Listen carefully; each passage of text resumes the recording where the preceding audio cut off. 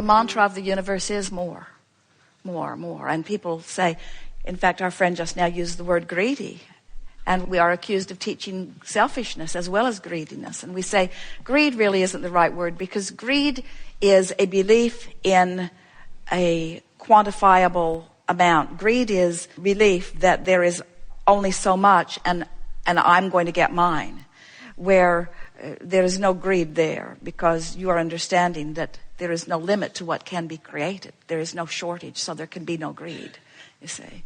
Selfishness we do teach, because if you are not selfish enough to care about how you feel and to be in tune with who you are, you have nothing to give anyone. There is a powerful calling of solution and answer.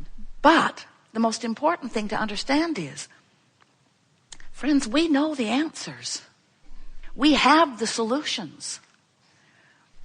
But to you got to say, big hairy deal. Because if you're not in the vibrational vicinity, it doesn't matter how clearly we speak it, how clearly we spell it out. If you're not in the vibrational vicinity of the solutions that we are highlighting, you can't hear it. So this conversation that we have just had was all from our understanding that as we remind you who you really are in these very general terms, that you will release resistance and rise to the frequency of that which you are. And that's what's taken place already. You are in closer vicinity to your vortex than you usually are. You are in closer vicinity to the solutions than you seek than you've been in a very long time. So we're going to have a great deal of fun here together. And what you are going to notice is all kinds of ahas are going to begin to occur to you. You're going to feel smarter than you have felt in a very long time, because you are vibrationally up to speed with the solutions that you have been looking for. You are following? So just be playful about it. There's nothing serious going on here at all. All that's happening here is that we are together in the process of assisting one another. We are helping you to come into alignment with who you are and what's in your vortex. And will the manifestation come? Yes, indeed it will. But we're trying to distract you from manifestational scrutiny. Because when you need to see it right here, right now, and you don't, now you're focused upon the absence of it. And when you focus upon the absence of it, it's an entirely different frequency than the presence of it. So now you're not a cooperative component. So if just for a little while, we could get you to be looking for the emotional manifestation. And that's a valid word, emotional manifestation. Because when you feel an emotion, it happened. It's real. It got you in your gut, didn't it? When you feel emotion, isn't it a reality? It's an indication of vibration. So as you feel an emotion, understand that that emotion is an in-the-moment reality that you can take to the bank, to the vortex.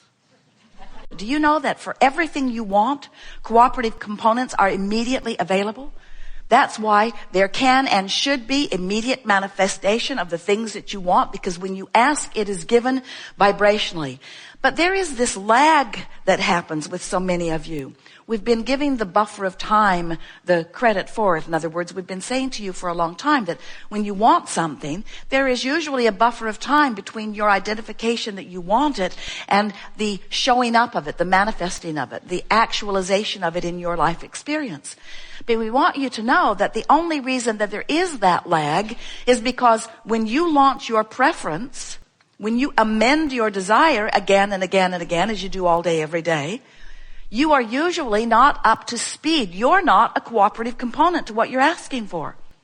And the reason that you are not, sometimes, often, usually, a vibrational match to what you're asking for is because you are so what is oriented. You're so deciphering the present manifestation. So when your present reality shows you something that you want, most of you are still so actively involved in explaining what's wrong with the present reality that you prevent yourself from being a cooperative component to what you are looking for. You know, a question has a vibration. And an answer has a vibration. But the vibrational difference between the question and the answer is a big vibrational difference. A problem has a vibration. A solution has a vibration.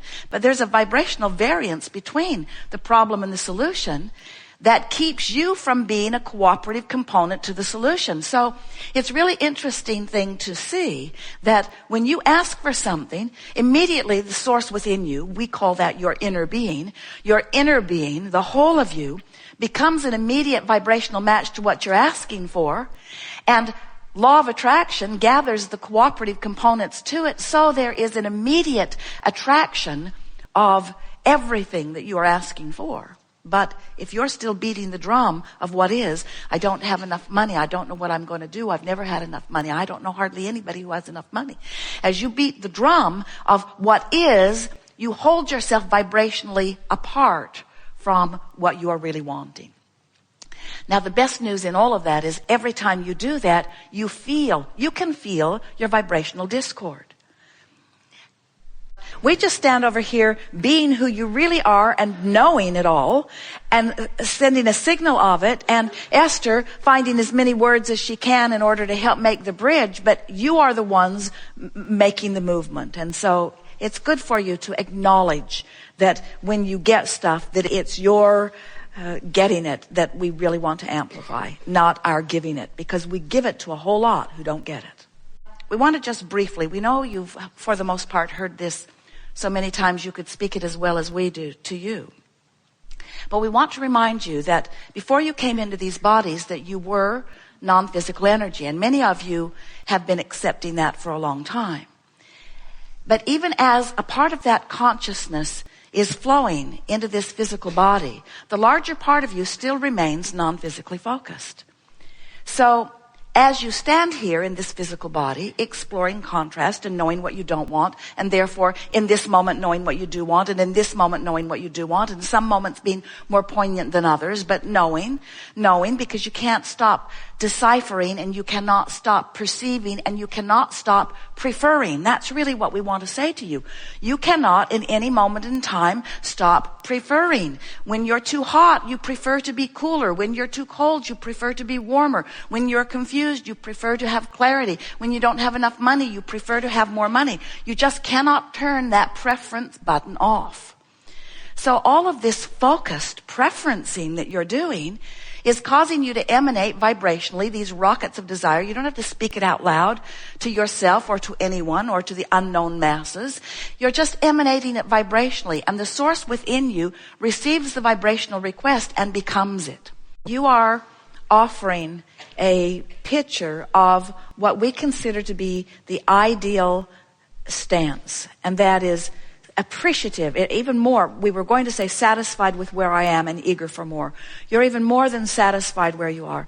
You're off the wall appreciative of where you are and eager for more. And that is exactly the way you felt coming in. And that is exactly the vibrational point of view, the vibrational state of being or point of attraction that will keep calling new to you in a ability to have reasonable alignment with anything that you're asking for.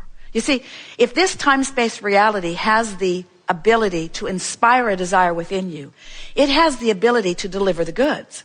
But you've gone a step better.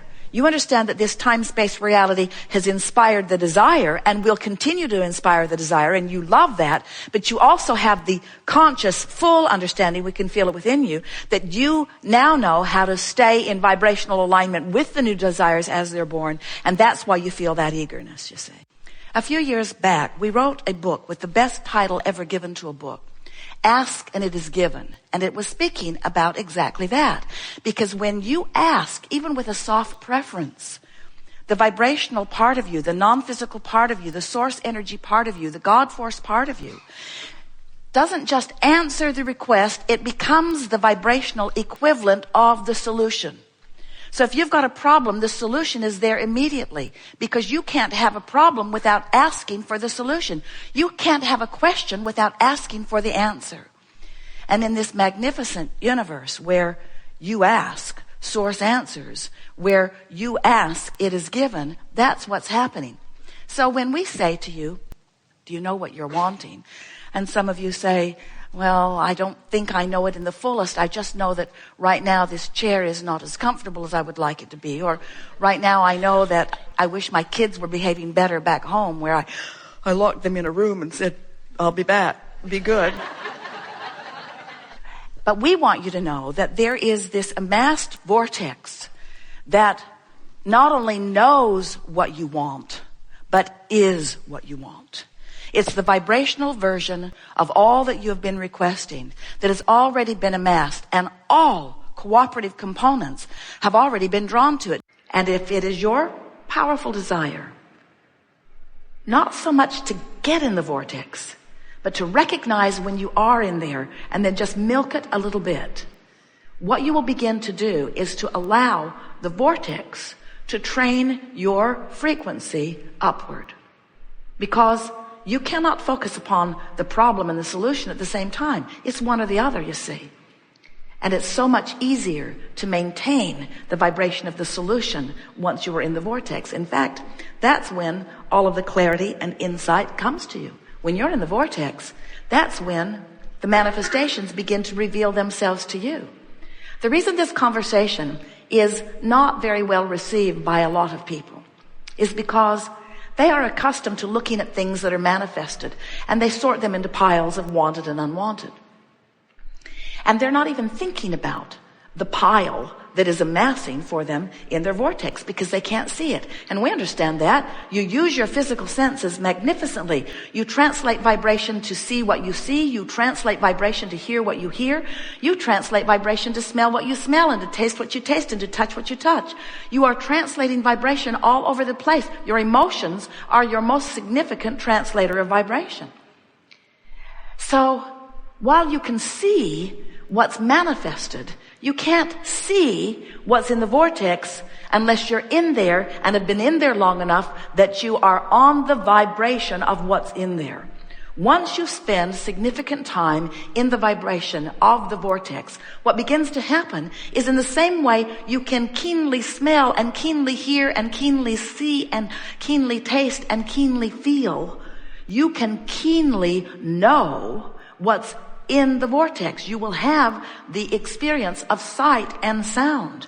We're not kidding you. When you are in the vortex and you spend enough time there that you acclimate to the frequency of it, the first thing that happens is ideas begin to flow to you that you weren't getting when you weren't in the vortex. Ideas, really good ideas.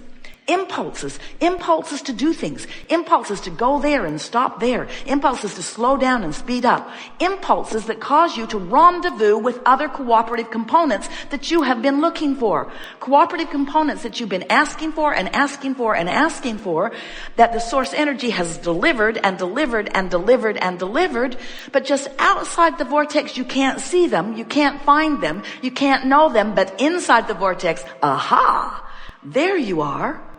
There's an idea I can run with. And how do you know?